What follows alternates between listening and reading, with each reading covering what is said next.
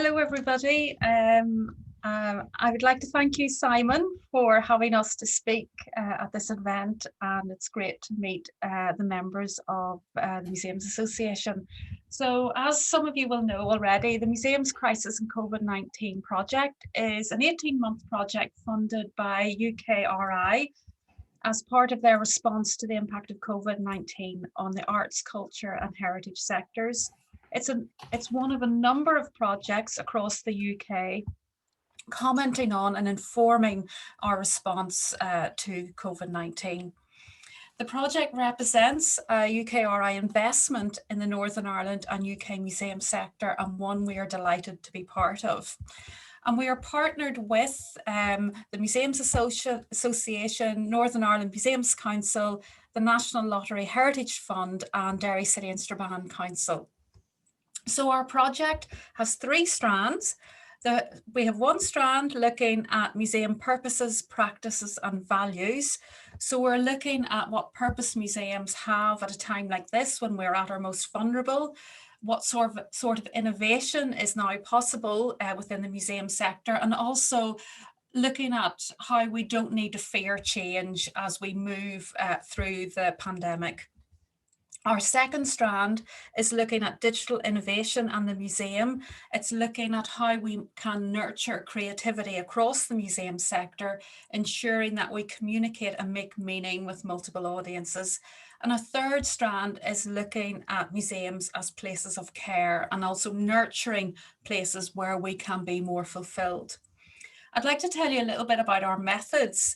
We have done extensive desk-based research, and we're making a record of how COVID-19 impacted on the museum sector locally, and how different museums have responded, and how some museums have halted practice and some museums have brought their practice in new directions, and that the crisis has actually been a time of opportunity for some museums. We are also documenting the financial impact of COVID-19 and looking at different types of emergency and rescue funding. And we're also looking at the community role of museums. We have undertaken a lot of interviews with colleagues in the sector, and we've undertaken focus groups. We've spoken to museum managers, we've spoken to people in learning and outreach, and we're now going to start talking to more people early in their museum career to look at the impact of COVID-19. What's been really interesting for those we've spoken to have found speaking about the impact of COVID as very therapeutic. So that is quite surprising. And it's been common with colleagues across the UK who've been doing interviews across the water. We are also hoping to have influence locally in Northern Ireland on your behalf. So already we have sent findings to the Cultural Task Force via Paul Mullen of the National Lottery Heritage Fund. And this project is also represented on the Heritage subgroup that is informing the task force. So today you're going to hear from our colleagues on the project. And for many of you, you will know some of the speakers that are about to come, but I will introduce you just in case you don't know our speakers. Firstly, we've got Roisin Doherty speaking today, who is curator in the Tower Museum and Derry City Council, and for many of you will know Roisin very well. Also, we've got my colleague, Dr. Tom Maguire, who is Head of School of Arts and Humanities and a Senior Lecturer in Drama and Module Leader on the MA programme in Museum and Heritage Studies at Ulster. You will hear from Alan Hook, who is Senior Lecturer in Interactive Media and Associate Head of School for the School of Communication and Media, and his research focuses on new media and play. And we'll also hear today from Dr. Philip McDermott, who is Senior Lecturer in Sociology, working on cultural identity and heritage with a special interest in linguistic and migrant communities. And because I want to see him blush, I'm going to tell you all that this month he received a Breaking Barriers Award as part of the Advancing Race Equality Awards given by Northwest Migrants Forum. So well done, Philip. So as you listen to their presentations, I invite you to add questions to the chat function. and to get in touch with us in coming weeks and months to tell us about the impact of COVID-19 on your work and your desire for learning or change as we emerge from the pandemic. And just to give you an example, we have a blog section of our website, and already these are let me see, 5 or 6 examples. We have a few more. So we invite any of you who wish to get a blog to get your voice out there and documented on the project. So I will now hand over to Tom Maguire, who will share his screen. And after Tom, we will hear from Alan Hook, and then we'll hear from Philip and Roisin. So thank you very much, and over to you, Tom. Thanks very much, Elizabeth, and hello everyone. Caressez-moi, touch in the post-COVID museum. Caressez-moi, touch me, the instruction on the wall at the then Centre d'Histoire de Montréal was direct, unequivocal, and something of a shock when I visited in 2018. The shock was because of my understanding of the more usual museum visitor etiquette. In these public object palaces, you can look, but don't touch the exhibits. Of course, there are security and conservation issues at stake. It's crucial to avoid the damage that human touch might affect on historic objects. The primary duty of care has always been the preservation of authentic originals. In 2020, Schwann and Dutz maintained that, it was all going really well there. To that point, museums consider real, authentic objects to be a central distinctive characteristic of their type of learning experience, demonstrating also that authentic objects were key for visitors too, providing, quote, depth and authority that is useful for expanding understanding of an exhibition theme. So this hands-off approach to the display of objects is manifest in conventions that govern visitor experience in museums and heritage sites, the use of velvet ropes and stanchions to keep objects and visitors apart, the encasing objects within glass cases or behind glass panels to keep them further unmarked by people and the elements frozen in time. As Edwards et al. Note in the introduction to the collection of essays, Sensible Objects, the gradual prescription of multisensory forms of engagement was an artifact of new needs for security and the disciplining of the populace that emerged as these private collections were opened up to broad publics in the 19th century. Even a method such as live interpretation serves as dual purpose to both display the object or site and to regulate the visitor's experience of it. There's a kind of push-pull at work. Come closer, but keep back. Yet even as curators keep visitors away from historic objects, they're also keen to get them to engage. Writing in 2011, Valentine and Ezell noted that the expectation of a museum has expanded to encompass its role as a non-formal educational institution, providing a public service, and here the key phrase, through an engaging presentation of objects and experiences to visitors. Traditionally, the visitor experience of objects from which they were separated has been through interpretive approaches and emphasis on the semiotic or documentary function of the object over its materiality. Accordingly, today, objects may be substituted by their representation in other media, including images, photography, film, and text, representations of absent objects that represent the absent human lives that have given them meaning. Such interpretations might include, as here, object labels and graphic panels, together with models, education packs and leaflets, and workshops. Interactive displays can be both low-tech, for example, flipbooks, and high-tech, for example, touchscreens. So by such means of tracing the trajectories of objects over time, we create biographies of and through material culture, though without experiencing its very materiality. And this has a particularly profound impact when dealing with objects from other specifically colonized cultures, picking up on the previous panel. Of course, many museums have embraced the potential of multiple technologies to blend the physical and the digital environments. For example, EPIC, the Irish Immigration Museum, consists almost entirely of digital representations. Digital representation itself invites engagement without the presence of the authentic original, aligning with what Baudrillard described as in the procession of simulacra. It is no longer a question of imitation or duplication or even parody. It is a question of substituting the signs of the real for the real. Interestingly, even in this image, A digital representation is triggered by a tactile object-human interface designed as a book. Nonetheless, it is clear that the use of auditory and visual presentation techniques dominate the Western museum visitor experience within a sensory schema that values seeing and hearing as the primary senses for the production of rational knowledge. So the tension between the role of the museum in conserving the authentic object and creating a stimulating visitor experience has already been addressed in part by these various substitutions and augmentations, both analog and digital, under which the materiality of the object has receded.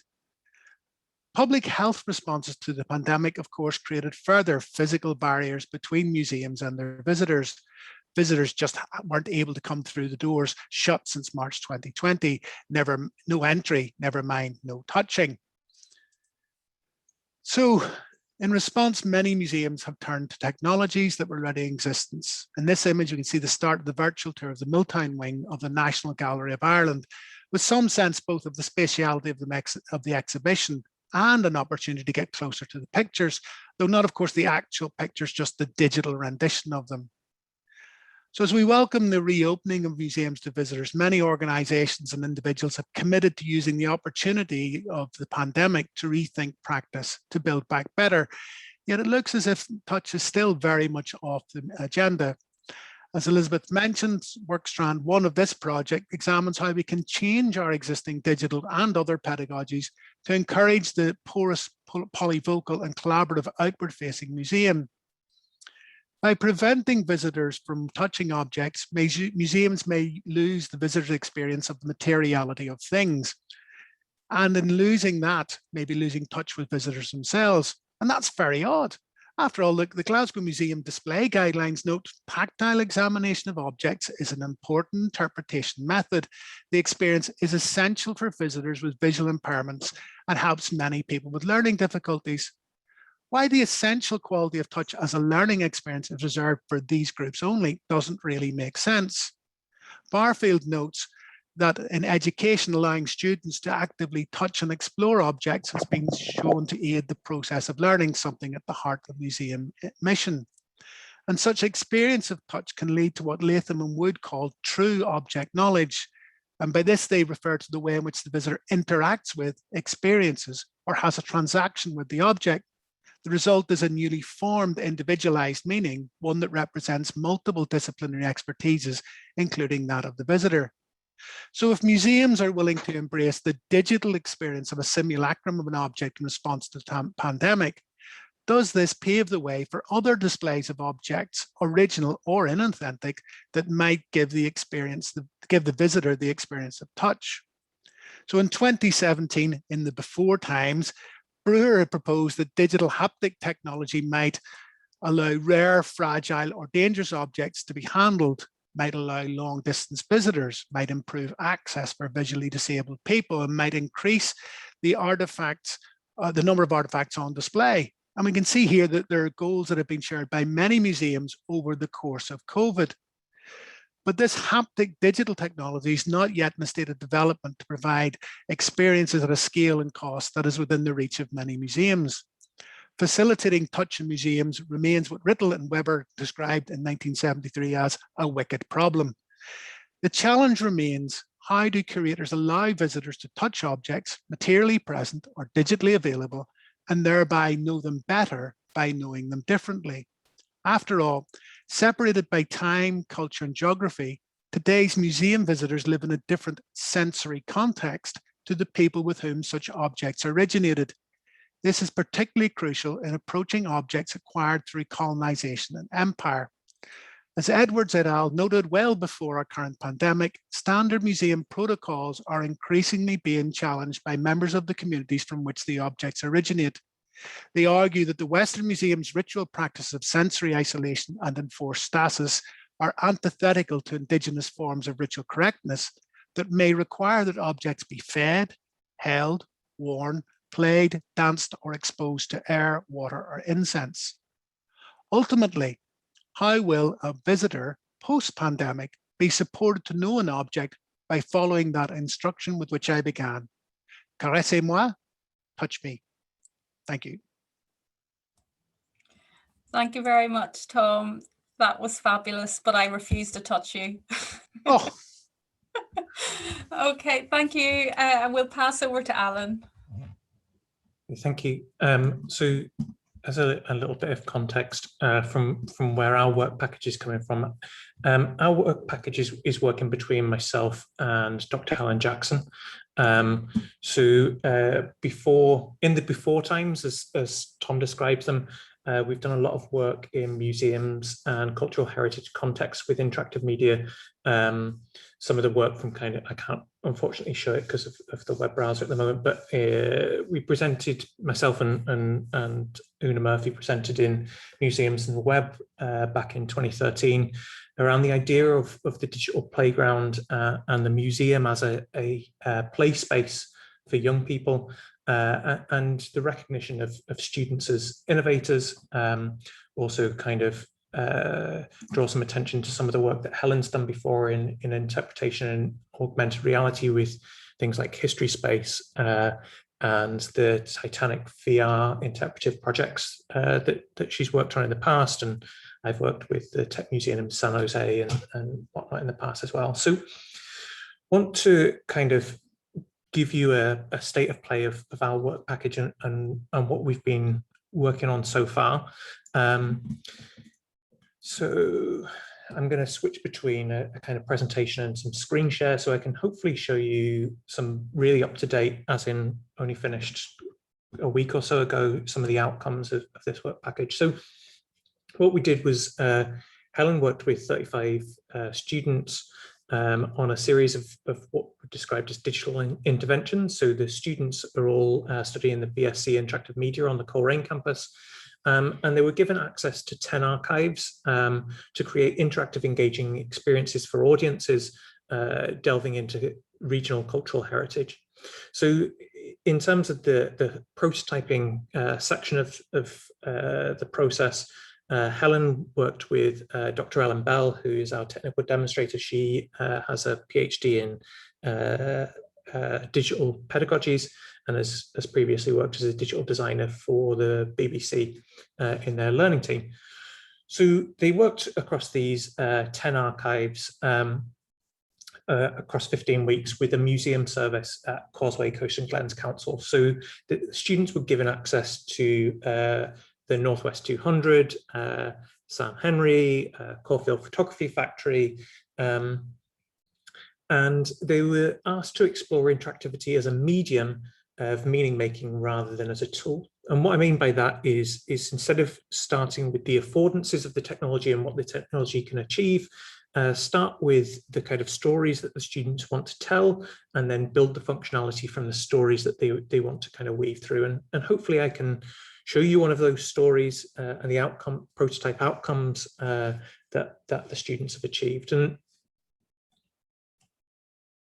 so these are forming part of the museum service's response to the centenary, the NI 100. And we wanted to start to think about the idea of what we would term the dispersed museum, that digital storytelling becomes a core part of the museum's remit, both inside the kind of space of the museum, but also weaving that through spaces outside of the museum as well. And we were exploring ideas of co-production. When we're working on projects like this with students, be that this is our playground project, or some of the work that I'm doing at the moment with Fact Check NI and students, what we think about is the students as a group of young people who are interested in cultural practice, are learning a set of technical skills, but also cultural literacies to engage meaningfully with the outside world. So instead of making what I would kind of term kind of doohickeys, nice things to play with, the students are trying to think about audience and meaning creation and storytelling. One of the interesting things or outcomes of this work package so far is a project which I'm going to show you today, which was based on the Northwest 200 archive, and the personal connections between the students who worked on these projects and the archives themselves. So these two students, Ethan and Chris, worked together on the Northwest project, and Ethan found out through working on the project that actually one of his family members raced in the Northwest 200, and his father has sponsored it in the past. Chris is a mature student, so he's a volunteer firefight, fire and rescue, and he supported the fire safety for Northwest for a number of years. So it wasn't just a process of exploring and making, it's also sometimes a self-reflective process for the students where they start to understand not just the making process and the world outside themselves, but themselves in conjunction with those things.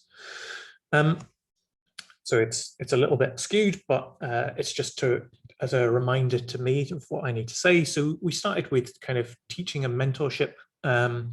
So we gave the students a set of ideas around what we would think of as IDocs, so interactive documentary practice.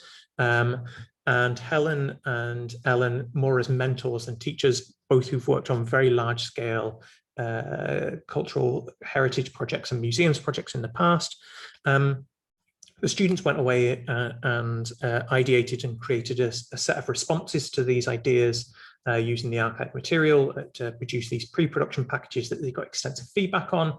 The feedback was given not only by the academic and technical staff, but also the cultural partners to help keep the project in line. And then the students went away and produced a series of these prototypes. And the prototypes will then go forward and we'll take those to create more polished outcomes off the back of it. So I'm going to see if this is going to work. And I just want to show you an example of one of these prototype outcomes. So this is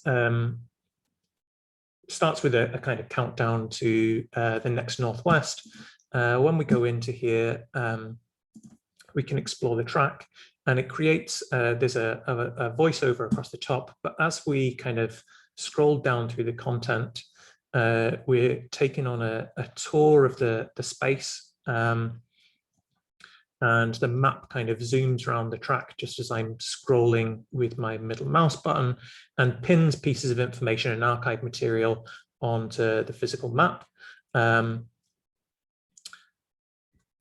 then if I come back out of here as well, we should be able to, there was a series of interviews that they did with local contributors to the Northwest, which tried to capture some additional content as well, so that they weren't just working on existing materials, but they were actually producing new archive materials, telling the story of the region.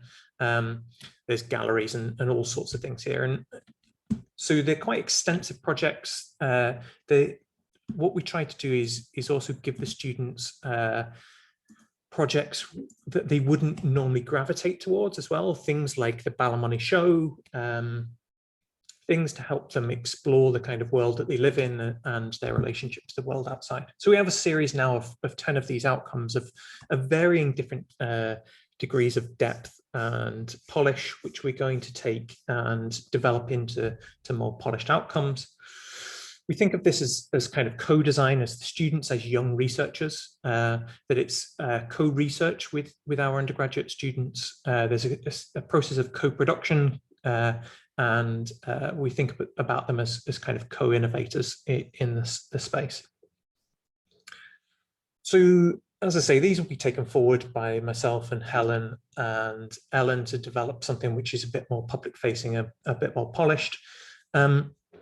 One of the things that we're keen on in this work package is the idea of digital storytelling and storytelling across multiple platforms, the kind of pre-visit experience for museums, rather than thinking necessarily about interpretation inside the space, thinking about the ramp into the experience and the ramp out of the experience of the museum, and what we can kind of think about on either side of those spaces. A number of years ago, I worked on a mobile game prototype for Marble Arch Caves in Enniskillen, which was a mobile game that children could play on the journey to the caves which told some of the backstory and the history before the children arrived on school trips and those sorts of things. So not thinking about the museum experience as a self-contained experience, but that it has a space either side that we can make digital interventions in. So that we can think of these as a set of connected experiences before the viewers arrive at the museum to engage with the artifacts, but also a set of experiences which lead out of the museum to connect the artifacts and objects in the museum space back to the world outside of the museum, so that there's a relationship for audiences either side. And that's something that we would often think of in terms of theatre spaces and those sorts of things that ramp in and out of the experience. So one of the areas that I teach in the course and specialize in is what we would term transmedia storytelling. There seems to be a turn in museum studies around kind of 2003 towards looking at transmedia storytelling and how that can be used inside museums. There's a set of principles around this stuff that we're looking at ways to apply this in ways building on kind of Jenny Kidd's work, but trying to think about it in a regional context. So we would think about kind of the top 3 strands in this as opposing aesthetics. So whether the experience is kind of spreadable in terms of its virality or drillable in terms of being able to drill down into the information about the object, and we would see that as building on the kind of metadata and archival materials inside the collections, compared to something which is about drawing attention to the object. Continuity compared to multiplicity for me is I think would be a really interesting one to explore in terms of museums. So instead of having a set of experiences which build a continual story thread which has unity in it with one kind of authorial voice, especially when we think about things like decolonizing the museum, how can the multiplicity and plurality of story come into that so that we can experience different stories simultaneously at the same time? Immersion compared to extractability, world building, the subjectivity of the audience, seriality and performance. So we would think of in the work packages as the museum as a story space which propagates and reinforces particular cultural and historic stories about the world that we live in.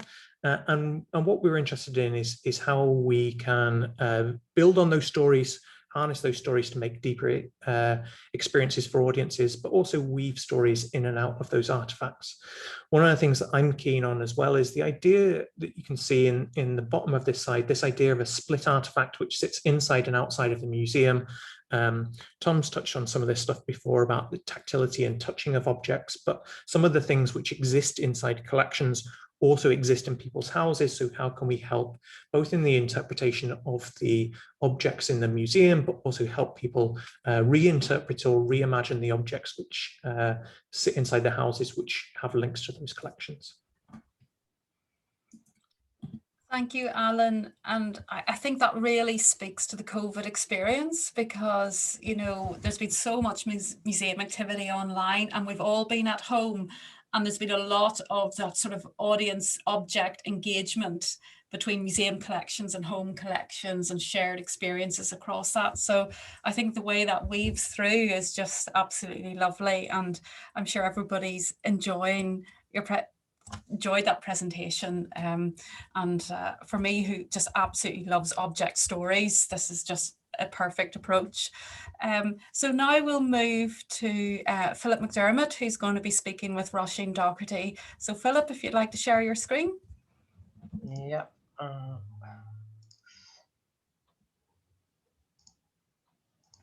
Hopefully you can see my screen okay? Yes, yep. Okay, so I'm going to introduce part of the work package, which we are, myself and Roisin and my colleague Breda Free, also from Ulster University, are looking at. And this part of the project is looking at questions of community well-being and healing, and how museums can engage effectively with communities in the aftermath of COVID. Of course, museums have really already shown that they are becoming and are places where fundamentally important questions such as COVID's impact on our communities can be represented and considered. COVID-19, of course, is a crisis that has impacted individual, community, and societal levels. The effect of the illness on citizens and their families and the halt to normal ways of life is likely to have a long-lasting impact and legacy on communities. So I suppose a key question for us that we've been considering in the context of this particular part of the project is how will that legacy be reflected in museums, and how indeed will museums actually be part of addressing the legacy in a way which actually assists communities to regenerate, and also the members of communities themselves, I suppose, to move towards that sense of moving beyond and a wider sense of well-being, which I know was raised earlier. What role then might museums have in bridging these recent challenges to the community and in helping communities reflect on the impact of COVID and the move beyond the pandemic? This is not necessarily an easy case of dealing with communities as they were before. As a social scientist, one of the things that I look at is that social shifts and massive abrupt incidents can really alter how people see themselves and how they see themselves within communities. Therefore, you know, the sense of community that we might be considering might actually have changed. I think that's something that we might need to be aware of. Notions like community togetherness have come to be challenged. There have been different perspectives on mask wearing, shielding, social distancing. The discourse of freedoms have been used in different ways. And this has created major points of contestation and tension within communities themselves. Moreover, of course, we know that the pandemic has clearly illustrated deep inequalities across the social spectrum, not to mention the deep sense of grief for those who lost loved ones. So COVID has been a huge challenge for the sense of cohesiveness, which we might consider to be actually the central element which holds together a community. And indeed, communities, as I say, may have changed. An overall question for us, therefore, is how can, in the context of all of this shift, how can we harness an already engaged, responsive and participatory museum service in addressing these challenges? Myself, Roisin, and our other colleague, Breda Free. Breda is actually a youth worker, but she's also a counsellor. She works in the area of Gestalt psychology. And we've been thinking about some of the ways that museums, first of all, did respond to the community needs through the pandemic. So that was an initial thing that we considered in the context of this project.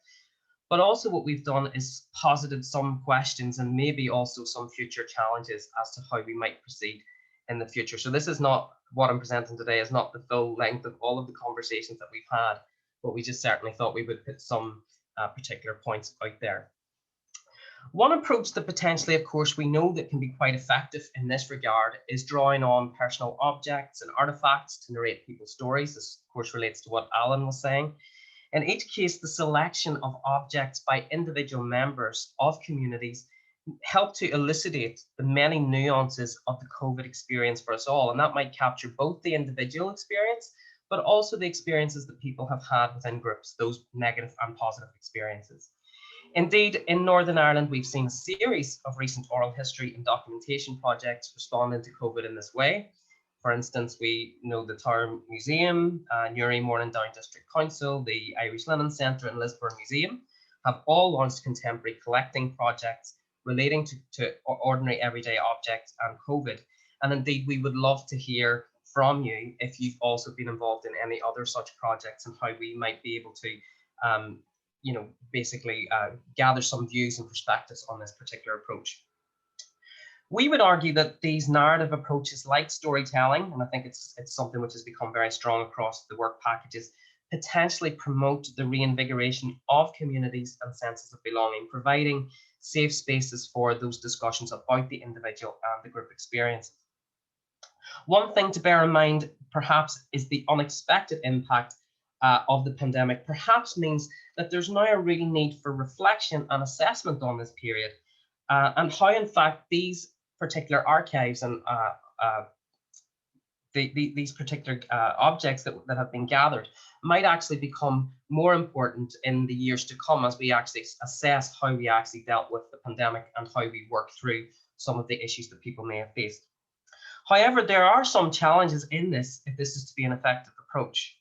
First of all, a key question is how do we ensure that polyvocality, that all voices are heard? Going back to a point that I mentioned earlier, we use the term community and community engagement sometimes too easily. I think even as a social scientist, I would say we are also guilty of that. Yes, the concept of community does denote some kind of shared identity or shared affinity to a particular group of people or to a particular place, but there will always be multiple voices there. In the context of a major social shift like the COVID-19 pandemic, how do we ensure that that range of voice is captured? I suppose alongside that is, given this focus on narratives and associated personal objects, is this now the point then to take stock of collecting policies? And what might the challenges be in doing so? So at this point, I'm just going to also hand over to Roisin, who's going to talk through the next few slides. Okay, thank you, Philip. This slide here is in reference to museums as reflective and supportive wellbeing spaces. So Philip has mentioned the work that our colleague, Dr. Breda Friel, has carried out in research of this project. And this is all around the use of the museum and that therapeutic holding within a museum setting. It is well known that museums can offer silence and reflection in the form of sanctuary space, a place for safe reflection on what has recently happened. However, this role can perhaps be more strategically considered going forward, and I do think more investigative work is required in this area. So what will that look like is the key question. Mindful reflection and self-care could be explored in the museum using virtual, video, and digital guided practice to underpin this role of the sanctuary space. And again, most importantly of all, artifacts and collections are key to this process. There's many challenges within this. So how do we continue to maintain an experience for the visitor to explore freely? And Alan has alluded to that in his previous presentation. You know, that feeling of safety, you know, which is part of well-being, when we have that tension walking around a museum with a lot of COVID signs. So how do we actually promote well-being in the community if restrictions mean we can't totally be together? Again, the tension around restrictions. We need to be together. How do we also draw on the digital knowledge gained during the COVID-19 without compromising in-person experiences? This goes back to the authenticity right in front of us with the museum collections and the tension between the real and the virtual. Mindfulness at the museum session in the Tower Museum, which I led last year just in the midst of COVID. We found there that the difficulty in this session was very much around how do you do mindfulness sessions and do breathing exercises and engagement with collections when everyone has masks on. So indeed, we have a lot of challenges for ourselves. Next slide, please. So also, if you think about the role of museums, recognising museums as social justice settings can also be achieved with closer working between the heritage and the social community organisations. The knowledge base of both can complement each other's core roles in moving out of the pandemic. In fact, I think museums as social justice settings can create space for new leaders in society to emerge. Identities within communities are strengthened, recognised and valued, which is really important. While museums are known to be neutral spaces, archival expertise and artefacts within the NGO sector has deep knowledge of the fluid and changing needs of the communities, which we can take advantage of as a mutual benefit to all. The example you see before you is Derry Trades Union Council and the Tower Museum, who joined up together to promote Workers' Rights and Social Justice Week that has happened for the past 2 years. It was planned as a physical event in 2020, but it went instantly online due to COVID. It was a really deep learning experience for the museum team. We focused on the collections, which led to digitisation and uploading online in relation to social justice, probably something we would have taken a long time to do, or perhaps dare I admit this, not at all. So the challenges for us within this work package in this area is partnership working is challenging because of resourcing, time and people are not always available. Organizational priorities, both can be at odds. Local governments, social justice settings, communities, all different various priorities. What will take the lead in this is one of the challenges for us. Promoting mutual benefit and success of past activities. Time again moves quickly. Our world is fast and dynamic. And again, as I said before, our priorities are changing. So in conclusion, in this area for this package, we want through this research project to learn what is the impact of COVID-19 on communities and how can we as a museum sector support the health and well-being of them, in particular contribute to the sustainability and resilience of them. Thank you.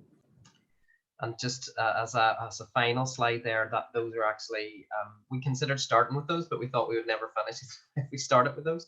So those are just the research aims and objectives of this particular work package. But we would really love to hear from any of you guys in the next few weeks. Please just get in touch with us if you want to maybe give your views or perspectives on some of the issues that we've been talking about. Thank you.